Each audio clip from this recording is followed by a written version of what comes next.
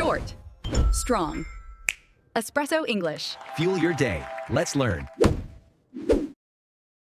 Your mom's in the kitchen. Same dish, same smell, same ritual she learned from her mom. And your phone is blowing up with Halloween parties, Christmas countdowns, New Year's fireworks. Which photo do you actually post? And more importantly, which one actually feels like you? This is Espresso English, the show where we take real-life dilemmas and talk through them in natural, everyday English. I'm Aria. And I'm James. This is a B1 level episode, perfect for intermediate learners.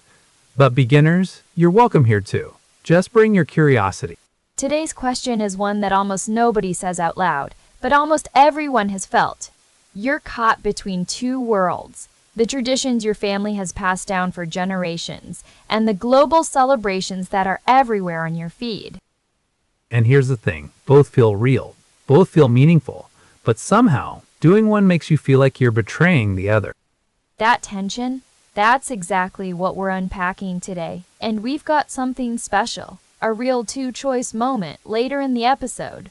We're going to ask you to actually pick a side. No sitting on the fence. You'll have to choose. But before we get there, quick question, and you've got 3 seconds to answer. Ready? 3, 2, 1. When you think about your favorite holiday memory, is it something your family does that nobody else would understand? Or is this something the whole world does together? Drop an A or a B in the comments right now. A for the family ritual nobody else gets. B for the big global celebration. We're genuinely curious, and there's no wrong answer here. That's kind of the whole point of today's episode. And stay with us until the end, because we've got our word tour coming. 5 expressions you'll actually use when talking about culture, identity, and belonging. Words like ritual, pass down, blend in.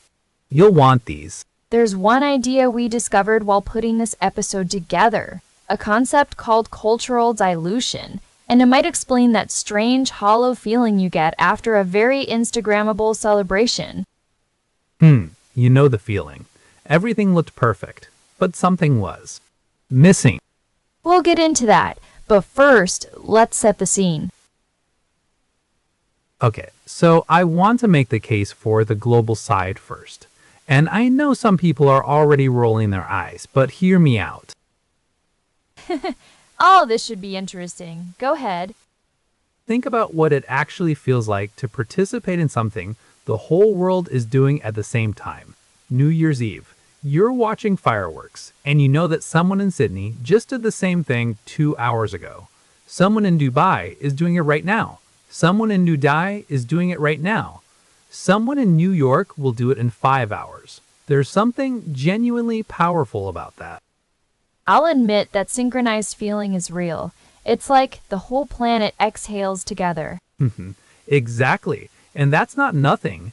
When you blend in with a global moment, you're not losing yourself.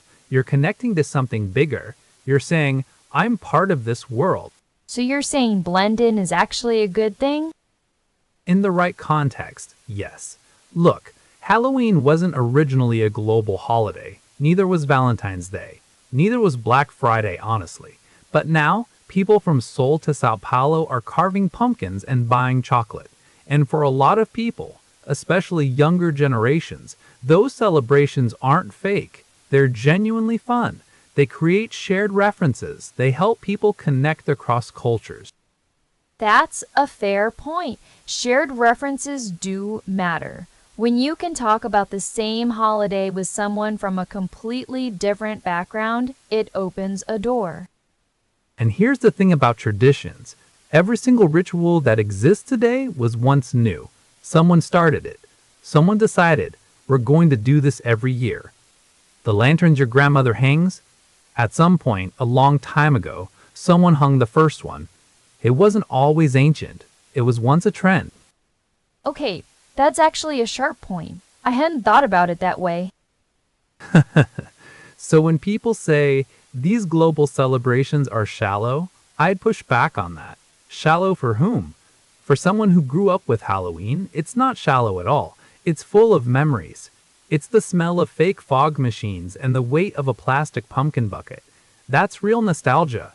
That's a ritual too. It just happens to be one that millions of people share. So your argument is that scale doesn't cancel meaning. Exactly. A celebration doesn't become less meaningful just because more people are doing it. If anything, the fact that it spreads means it's touching something universal, something human. And I think there's something to be said about the freedom in that too. When you participate in a global celebration, you don't have to explain it. You don't have to stand out and justify why your family does something a certain way. You just join in. Right. And for people who've moved away from home, who are living in a new country, who don't have family nearby, those global celebrations can be a lifeline. They're a way to feel connected when your own traditions are thousands of miles away. That's actually really moving. The idea that a global ritual can fill a gap when your personal one isn't accessible. And let's be honest, the things we pass down aren't always perfect either. Some traditions carry weight that isn't entirely positive. Sometimes letting go of a rigid ritual and replacing it with something lighter, something chosen rather than inherited, is actually healthy. So you're saying the ability to let go of something, even a tradition, can be a form of growth, not loss. That's exactly what I'm saying. Choosing how you celebrate is a form of identity too. And by the way, there's a phrase for that feeling when a tradition slowly loses its original meaning as it spreads. It's called cultural dilution. We'll break it down properly later. Oh, we absolutely will. But first, I have some thoughts. And James, I have to disagree with a few things you just said. Okay, James, I hear you. And some of what you said is genuinely compelling. But I have to disagree with the core of your argument, because I think you're missing the point of what a ritual actually is. All right, tell me where I'm wrong. You said scale doesn't cancel meaning, but I'd argue the opposite is true. Scale can absolutely dilute meaning. That's literally what cultural dilution describes. When a celebration gets adopted by millions of people who have no connection to its origin, what gets passed down isn't the tradition. It's just the aesthetic. The costume, the hashtag, the surface. But does origin have to determine value? If someone genuinely enjoys a celebration, does it matter that they didn't grow up with it? I'm not saying enjoyment doesn't matter. I'm saying there's a difference between enjoyment and meaning. You can enjoy a song without understanding the language it's sung in, but you're not getting the full thing. And when the whole world starts singing that song in a language they don't speak, the people who actually grew up with it start to feel invisible, like their specific version, the one with all the weight and history, gets flattened into something decorative. Okay, that's a real tension. But isn't that the price of cultural exchange? Things spread, they change, they adapt. That's always happened. Cultural exchange, yes. But what we're seeing now isn't just exchange, it's replacement. There's a difference. Exchange means two things coexist and influence each other. Replacement means one thing gets loud enough that the other starts to feel embarrassing. And that's exactly what happens when someone sits at home with their family's lanterns and feels like they need to apologize for it because it doesn't stand out on social media. I don't buy that it's always replacement. Sometimes people genuinely do both. They celebrate their local tradition and they also join the global one. Some people do, but I'd ask, when you do both, which one do you photograph? Which one do you share? Which one do you explain? And which one do you just quietly do in the kitchen with your family and never post? Because that quiet one, that's the one that's slowly becoming invisible.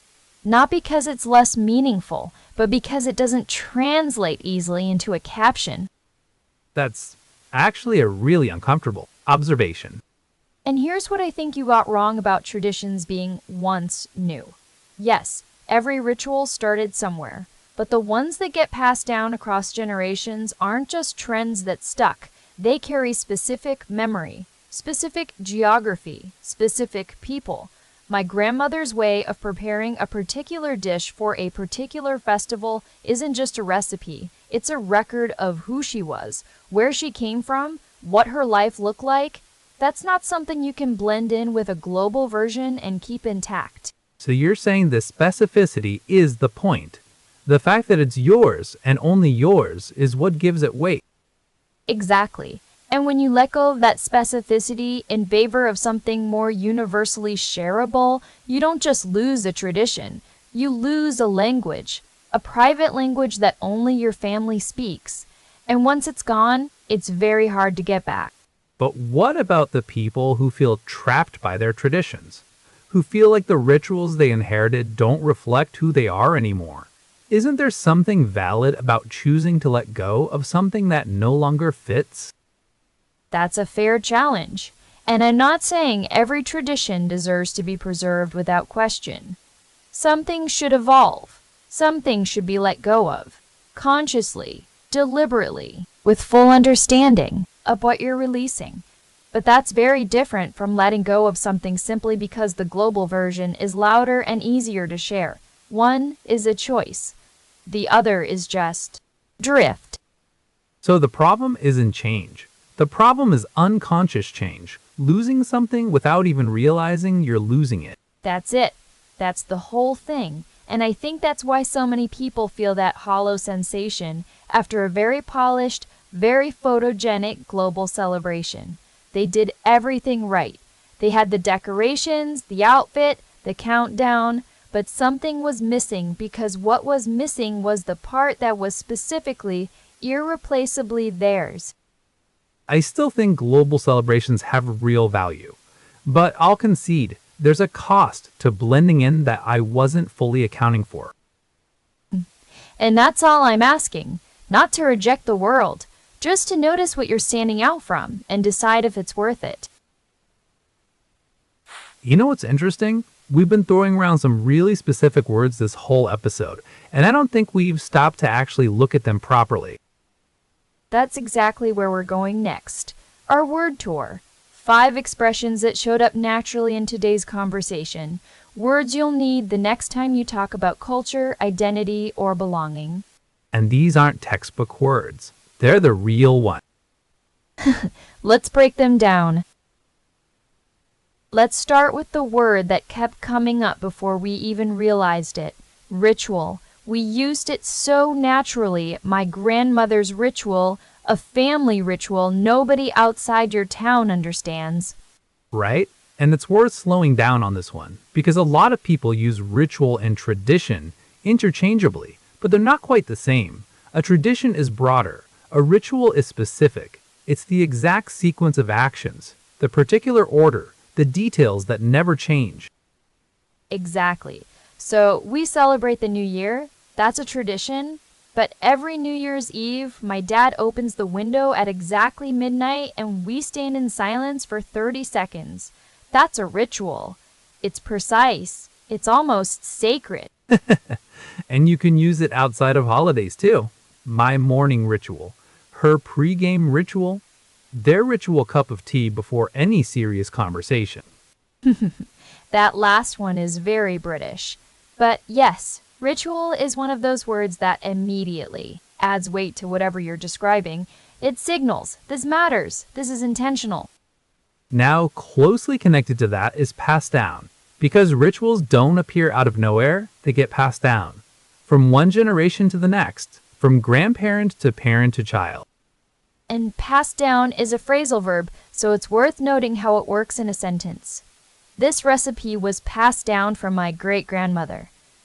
Or, I want to pass this tradition down to my kids someday. The thing being transferred comes after passed down. Or you can split it, pass it down. Or you can split it, pass it down. And it's not just objects or recipes. You pass down values, stories, ways of seeing the world. My grandfather passed down this idea that you always greet your neighbors by name. That's not a physical thing, but it's still something handed from one person to another across time. Which makes it feel very different from just learning something. Passing something down implies care, intention, a relationship.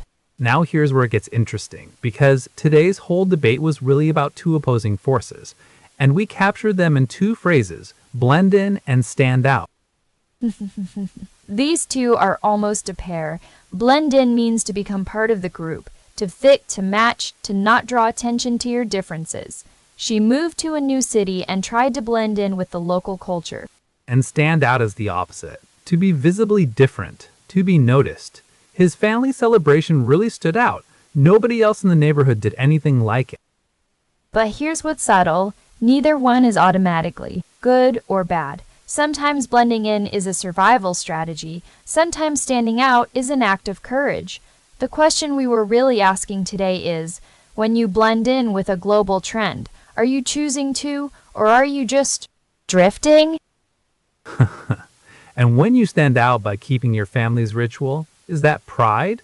Or is it just habit you've never examined? Both phrases carry that complexity. They're not judgments, they're descriptions.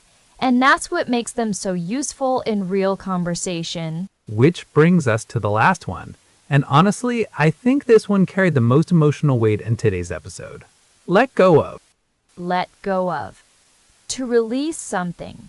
To stop holding on to it. Whether that's an object, a belief, a habit, or a tradition. She finally let go of the ritual after her grandmother passed. He struggled to let go of the version of the holiday he remembered from childhood. And what I said earlier, that sometimes letting go of a tradition can be healthy. That's a real use of this phrase. It's not always about loss. Sometimes it's about making space. But as I pushed back, there's a difference between consciously choosing to let go of something and simply losing it by accident. The phrase itself is neutral. The meaning depends entirely on the context. So to recap the 5, ritual, pass down, blend in, stand out, let go of.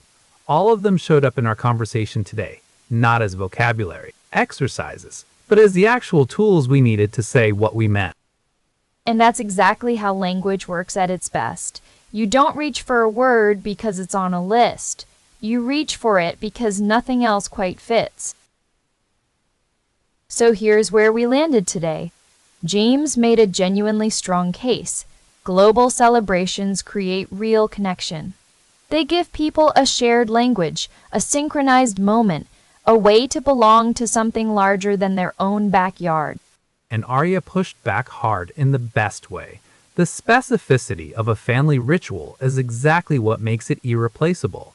When you let go of that without noticing, you don't just lose a tradition, you lose a private language that only your people speak.